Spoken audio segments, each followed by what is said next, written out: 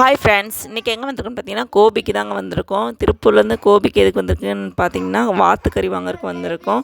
இது வந்து நம்ம கோபியிலேருந்து வந்து கொஞ்சம் நல்லா அந்த மாதிரி வயல்வெளி தண்ணி நிறையா இருக்க பக்கம் வந்து இவங்களும் வந்து செட்டு மாதிரி போட்டு வளர்த்துறாங்க. ஆனால் வந்து கறி வந்து நல்லா சூப்பராக இருக்கும். கடையில் நம்ம திருப்பூரில் இருக்குது, அது வந்து இந்த முட்டை வச்சு ஊஞ்சி போனால் கோழியாக போடுவாங்க போல். அது கறி வந்து ரொம்ப நேரம் வேக வச்சாலும் வேக மாட்டேது, டேஸ்ட்டு ரொம்ப நல்லாவே இல்லை, சக்கையாக இருக்குது.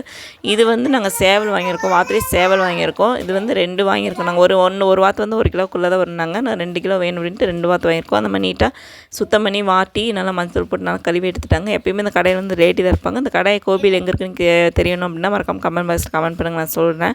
உங்களுக்கு வாத்துக்கறி பிடிக்கும், சாப்பிட்ருக்கீங்க அப்படின்னா மறக்காமல் ஒரு லைக் பண்ணுங்கள். கறி எப்படி இருக்குது, டேஸ்ட் எப்படி இருக்கும் மறக்காமல் கமெண்ட் பாக்ஸில் கமெண்ட் பண்ணுங்கள். சாப்பிட்டீங்க அப்படின்னா எங்களுக்கு வாத்துக்கறி ரொம்ப பிடிக்கும். நாட்டுக்கோழிக்கு ஈக்குவலாகவே இருக்கும் டேஸ்ட்டு. நாங்கள் திருப்பூர்லேருந்து இந்த வாத்துக்கறி வாங்குறதுக்கு வந்திருக்கோங்க. நம்மளுக்கு அங்கே வந்து இந்த மாதிரி கிடைக்க மாட்டேங்குது. எப்போயுமே சிக்கனு, மட்டனு, மீன் வாரத்தில் ஒரு டைம் சாப்பிட்றதுக்கு, மாதத்தில் ஒரு டைம் இந்த மாதிரி வாத்துக்கறி சாப்பிட்லாம், இது உடம்புக்கு ரொம்ப நல்லது, குளிர்ச்சி அப்படின்னாங்க.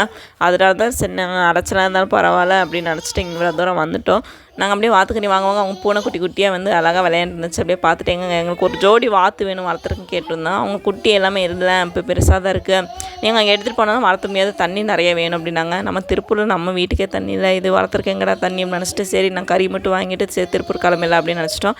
இந்த வீடியோ ஃபஸ்ட் லைக் பண்ணுங்கள், ஷேர் பண்ணுங்கள், மறக்காமல் சப்ஸ்கிரைப் பண்ணுங்கள். நான் கறி வாங்காச்சு திருப்பூர் போகிறோம். Okay bye.